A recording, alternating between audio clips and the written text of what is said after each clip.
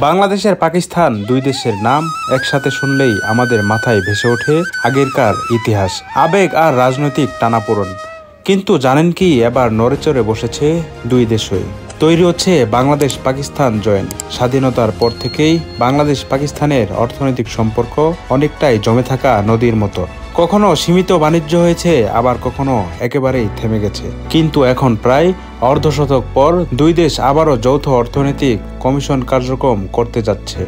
এই joint economic commission মানে হলো একটি প্ল্যাটফর্ম যেখানে বাংলাদেশ আর পাকিস্তান একসাথে বসে বাণিজ্য, বিনিয়োগ, কৃষি, শিল্প আর প্রযুক্তির মতো খাতে সহযোগিতা করতে পারবে। সোজা কথায় অর্থনীতির খাতায় একে অপরকে সুযোগ দেবে। ভাবুন তো, বাংলাদেশের পোশাক শিল্প আর পাকিস্তানের তুলা শিল্প যদি একসাথে কাজ করে, তাহলে কেমন শক্তিশালী হবে সাপ্লাই চেইন।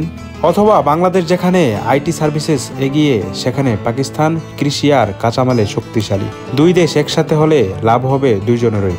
তবে সবকিছু এত মিশ্রণ নয়। রাজনৈতিক সম্পর্ক, আস্থার ঘাটতি এবং অতীতের ইতিহাস সবই সামনে বড় চ্যালেঞ্জ হয়ে দাঁড়াতে পারে। প্রশ্ন হচ্ছে, দুই দেশ কি সত্যি অতীত ভুলে একসাথে এগোতে পারবে? যদি এই জয়েন্ট ইকোনমিক কমিশন কার্যকর হয়, তাহলে শুধু বাংলাদেশ বা পাকিস্তান নয়, গোটা দক্ষিণ এশিয়ার জন্যই তৈরি হবে নতুন সম্ভাবনার দরজা। কিন্তু যদি ব্যর্থ হয়, তাহলে আবারও জমে যাবে সম্পর্কের বরফ।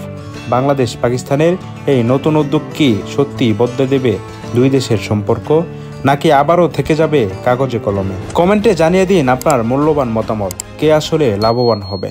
আল্লাহ হাফেজ।